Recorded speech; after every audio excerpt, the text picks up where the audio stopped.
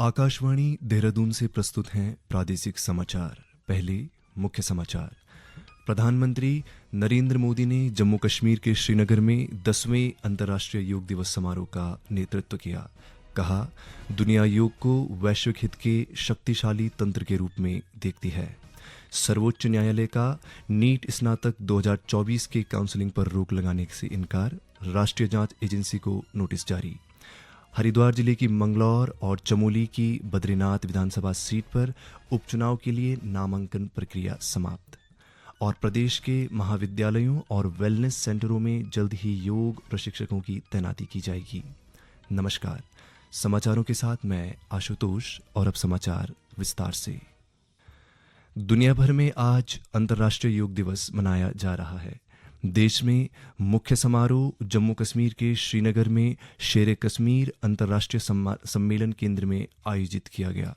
प्रधानमंत्री नरेंद्र मोदी ने श्रीनगर से समारोह का नेतृत्व किया। इस अवसर पर प्रधानमंत्री योग सत्र में शामिल हुए। उन्होंने जनसभा को भी संबोधित किया। इस सत्र में शारीरिक, मानसिक और आध्यात्मिक विकास में योग के महत्व पर जोर दिया गया। उन्होंने कहा कि दुनिया भर में योग अपनाने वालों की संख्या बढ़ती जा रही है और इसकी उपयोगिता को भी लोग पहचान रहे हैं। उन्होंने कहा कि विश्व नेता अपनी बातचीत के दौरान योग पर अक्सर चर्चा करते हैं। श्री मोदी ने कहा कि योग आज शोध का विषय बन गया है और कई शोध पत्र पहले ही प्रकाशित हो चुके हैं। पिछले 10 वर्ष में योग के विस्तार पर प्रधानमंत्री ने एक नई योग अर्थव्यवस्था के बारे में भी बात की और योग पर्यटन के प्रति बढ़ते आकर्षण और लोगों की योग सीखने के लिए भारत आने की इच्छा का उल्लेख किया। इस वर्ष के अंतर्राष्ट्रीय योग दिवस का विषय है स्वयं और समाज के लिए योग। प्रधानमंत्री ने कहा कि दुनिया योग को वैश्विक कल्याण के एक शक्तिशाली तंत्र के रूप में देख रही है। राष्ट्रपति द्रौपदी मुर्मू ने वैश्विक समुदाय, विशेषकर देशवासियों को आज अंतर्राष्ट्रीय योग दिवस की शुभकामनाएं दी हैं। सोशल मीडिया पोस्ट में राष्ट्रपति ने कहा कि योग मानवता को भारत का अनूठा उपहार है। इस बीच केंद्रीय पर्यावरण, वन एवं जलवायु परिवर्तन मंत्री भूपेंद्र यादव ने आज देहरादून के इंदिरा गांधी राष्ट्रीय वन अकादमी में भारतीय वन सेवा और केंद्रीय राज्य वन सेवा अकादमी के प्रशिक्षुओं के साथ योगाभ्यास किया। इस दौरान 400 से अधिक लोग उपस्थित थे।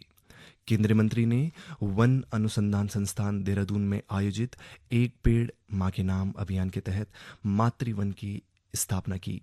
उन्होंने सभी से इस अभियान का हिस्सा बनने और एक एक पौधा लगाने की अपील की। उन्होंने कहा कि यह एक जन अभियान है और 140 करोड़ लोगों को अपनी मां के नाम पर एक पौधा लगाना चाहिए। केंद्रीय पर्यावरण, वन एवं जलवायु परिवर्तन मंत्री भूपेंद्र यादव ने आज देहरादून के इंदिरा गांधी राष्ट्रीय वन अकादमी में भारतीय वन सेवा के परिवीक्षार्थियों और केंद्रीय राज्य वन सेवा अकादमी के प्रशिक्षुओं को संबोधित भी किया। उन्होंने कहा कि वन अधिकारी वन्य जीवों और जैव विविधता की सुरक्षा में महत्वपूर्ण भूमिका निभाने के साथ ही वन क्षेत्रों में और उसके आसपास रहने वाले समुदायों को भी सुरक्षा करते हैं।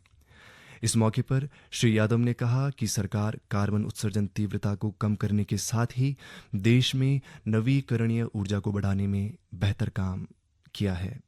इससे पहले केंद्रीय मंत्री ने इंदिरा गांधी राष्ट्रीय वन अकादमी के नवनिर्मित बहुउद्देशीय हॉल का उद्घाटन भी किया।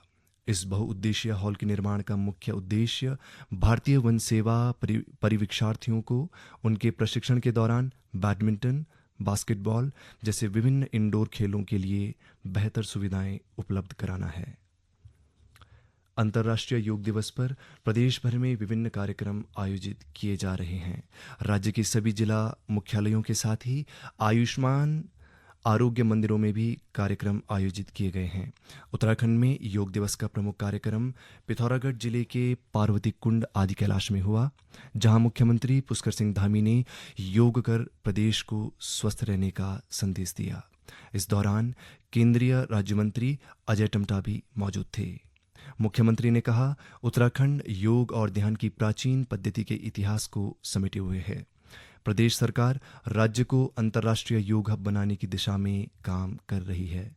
श्री धामी ने कहा कि विश्व में योग को पहचान दिलाने में भारत का अहम योगदान है। इधर अंतर्राष्ट्रीय योग दिवस पर राजीव गांधी अंतर्राष्ट्रीय क्रिकेट स्टेडियम में स्वयं और समाज के लिए योग विषय पर आधारित भव्य कार्यक्रम का आयोजन किया गया। कार्यक्रम में कैबिनेट मंत्री श्रीमती रेखा आर्य, प्रमुख सचिव खेल अमित सिन्हा और स्पोर्ट्स कॉलेज के छात्रों और आंगनबाड़ी कार्यकर्तियों ने हिस्सा लिया। कार्यक्रम में कैबिनेट मंत्री रेखा आर्य ने सभी से योग को अपनाकर स्वस्थ रहने और अन्य लोगों को भी योग के प्रति जागरूक करने का आह्वान किया। वहीं चंपावत जिले के गौरल चौड़ मैदान में वृहद योगाभ्यास कार्यक्रम का आयोजन किया गया। जिला आयुर्वेदिक एवं आयुष विभाग व सोबन सिंह जीना विश्वविद्यालय के योग विज्ञान द्वारा संयुक्त रूप से आयोजित इस कार्यक्रम में हजारों लोगों ने हिस्सा लिया। अल्मोड़ा में अंतर्राष्ट्रीय योग दिवस पर कई स्थानों में योगाभ्यास कार्यक्रम किए गए। खेल मैदान सिमकनी में आयोजित कार्यक्रम में हजारों लोगों ने सामूहिक योगाभ्यास किया। रुद्रप्रयाग जिले में अंतर्राष्ट्रीय योग दिवस का शुभारंभ केदारनाथ धाम से किया गया। इस दौरान श्रद्धालुओं ने योग कर स्वस्थ रहने का संदेश दिया। उधर उत्तरकाशी जिले के विभिन्न स्थानों पर आयोजित योग कार्यक्रमों में क्षेत्र जनता ने बढ़ चढ़कर हिस्सा लिया। नई टिहरी में अंतर्राष्ट्रीय योग दिवस पर टिहरी झील के किनारे विधायक किशोर उपाध्याय व विभागीय अधिकारियों ने योगाभ्यास किया। हरिद्वार में अंतर्राष्ट्रीय योग दिवस पर जिला प्रशासन की ओर से हर की पैड़ी पर योग कार्यक्रम आयोजित किया गया। ये समाचार आकाशवाणी के देहरादून केंद्र से प्रसारित किए जा रहे हैं। सर्वोच्च न्यायालय ने मेडिकल स्नातक प्रवेश परीक्षा नीट यूजी की इस वर्ष की काउंसलिंग प्रक्रिया को रोकने से इनकार कर दिया है और राष्ट्रीय परीक्षा एजेंसी को नोटिस भेजा है। न्यायालय ने नई याचिकाओं को मौजूदा याचिकाओं के साथ जोड़ दिया और सुनवाई की तारीख 8 जुलाई तय की है।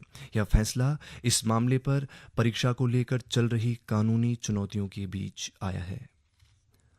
प्रदेश में जल संरक्षण के लिए आधुनिक और कारगर तकनीक का प्रयोग करने को कहा गया है। सचिवालय में आयोजित बैठक में अपर मुख्य सचिव आनंद वर्धन ने अधिकारियों को जल संरक्षण और संचयन के लिए विभिन्न माध्यमों से प्रचार प्रसार करने और इसमें जन सहभागिता बढ़ाने के निर्देश दिए। उन्होंने कहा कि मुख्यमंत्री पुष्कर सिंह धामी ने जल संरक्षण और संवर्धन को जल आंदोलन के रूप में लेने के निर्देश दिए हैं। श्री वर्धन ने कहा कि नगर निकायों, प्राधिकरणों, पंचायती राज और वन विभाग द्वारा जन सहभागिता से जल संचयन के लिए रिचार्ज पिट, चाल खाल और चेक डैम बनाए जाएं। साथ ही महिला मंगल दलों, युवक मंगल दलों और जल संरक्षण के क्षेत्र में कार्य करने वालों का इसमें सहयोग लिया जाए। उन्होंने जल संरक्षण और संवर्धन के लिए राज्य और जिला स्तर पर कार्यशालाओं का आयोजन करने को भी कहा। राज्य में मानसून सीजन के दौरान आपदा राहत बचाव कार्यों के लिए 3 हेलीकॉप्टर तैनात किए जाएंगे। इसके लिए उत्तराखंड नागरिक उड्डयन एवं विकास प्राधिकरण यूकाडा ने कंपनियों के चयन की प्रक्रिया तेज कर दी है। यूकाडा की मुख्य कार्यकारी अधिकारी सी रविशंकर ने बताया कि पिछले दिनों नागरिक उड्डयन एवं विकास प्राधिकरण ने इसका टेंडर जारी किया था। उन्होंने कहा कि टेंडर प्रक्रिया पूरी होने के 1 सप्ताह में हेलीकॉप्टर तैनात कर दिए जाएंगे। उन्होंने कहा कि पहली बार सरकार राहत बचाव कार्यों के लिए हेलीकॉप्टर तैनात कर रही है, जिनका बजट आपदा प्रबंधन विभाग खर्च करेगा। हरिद्वार जिले की मंगलौर और चमोली जिले की बद्रीनाथ विधानसभा सीटों पर उपचुनाव के लिए नामांकन प्रक्रिया आज समाप्त हो गई है। 24 जून को नामांकन पत्रों की जांच की जाएगी और 26 जून तक नाम वापस लिए जा सकेंगे। दोनों विधानसभा सीटों पर मतदान 10 जुलाई को होगा और मतगणना 13 जुलाई को होगी। शिक्षा मंत्री डॉक्टर धन सिंह रावत ने कहा है कि जल्द ही प्रदेश के सभी महाविद्यालयों में एक योग प्रशिक्षक की तैनाती की जाएगी। डॉक्टर रावत ने आज अंतर्राष्ट्रीय योग दिवस पर पौड़ी में शहीद जसवंत सिंह रावत रांसी स्टेडियम में आयोजित योग कार्यक्रम के शुभारंभ अवसर पर यह बात कही। उन्होंने कहा कि आरोग्य रहने के लिए योग जरूरी है और इसके लिए प्रदेश के 1800 वेलनेस सेंटर में योग प्रशिक्षकों की तैनाती की जाएगी। यात्रियों को बेहतर और आरामदायक यात्रा उपलब्ध कराने के लिए उत्तराखंड परिवहन निगम ने 12 नई वॉल्वो बस खरीदी हैं। इनमें से निगम को 5 बसें मिल चुकी हैं। परिवहन निगम के महाप्रबंधक संचालक दीपक जैन ने बताया कि नई वॉल्वो बस मिलने से अनुबंध खत्म हुई, पुरानी वॉल्वो बसों को बदला जाएगा। उन्होंने बताया कि परिवहन निगम पर्वतीय क्षेत्रों में यातायात को और सुगम बनाने के लिए 130 नई बसों का संचालन करेगा। इसके लिए बसों का ऑर्डर दे दिया गया है और जुलाई से निगम को बस मिलनी शुरू होंगी। आकाशवाणी समाचार को भारत में सबसे भरोसेमंद समाचार ब्रांडों में से एक माना गया है। ऑक्सफोर्ड यूनिवर्सिटी के writers institute for the study of journalism के हाल ही में कराए गए एक सर्वेक्षण में देश के मीडिया जगत में आकाशवाणी समाचार की श्रेष्ठता की पुष्टि की गई है। प्रसार भारती के अध्यक्ष नवनीत कुमार सहगल ने इस उल्लेखनीय उपलब्धि पर कहा कि यह सभी परिस्थितियों में सच्ची और प्रमाणित खबरें प्रसारित करने की आकाशवाणी समाचार की अटूट प्रतिबद्धता का प्रमाण है। अंत में मुख्य समाचार एक बार फिर। यूं तो अवसर प्रत्येक इंसान के। प्रधानमंत्री नरेंद्र मोदी ने जम्मू कश्मीर के श्रीनगर में 10वें अंतर्राष्ट्रीय योग दिवस समारोह का नेतृत्व किया। कहा, दुनिया योग को वैश्विक हित के शक्तिशाली तंत्र के रूप में देखती है। सर्वोच्च न्यायालय का नीट स्नातक 2024 की काउंसलिंग पर रोक लगाने से इनकार, राष्ट्रीय जांच एजेंसी को नोटिस जारी। हरिद्वार जिले की मंगलौर और चमोली जिले की बद्रीनाथ विधानसभा सीट पर उपचुनाव के लिए नामांकन प्रक्रिया समाप्त। और प्रदेश के महाविद्यालयों और वेलनेस सेंटरों में जल्द ही योग प्रशिक्षकों की तैनाती की जाएगी। इसके साथ ही प्रादेशिक समाचार का ये बुलेटिन समाप्त हुआ। नमस्कार।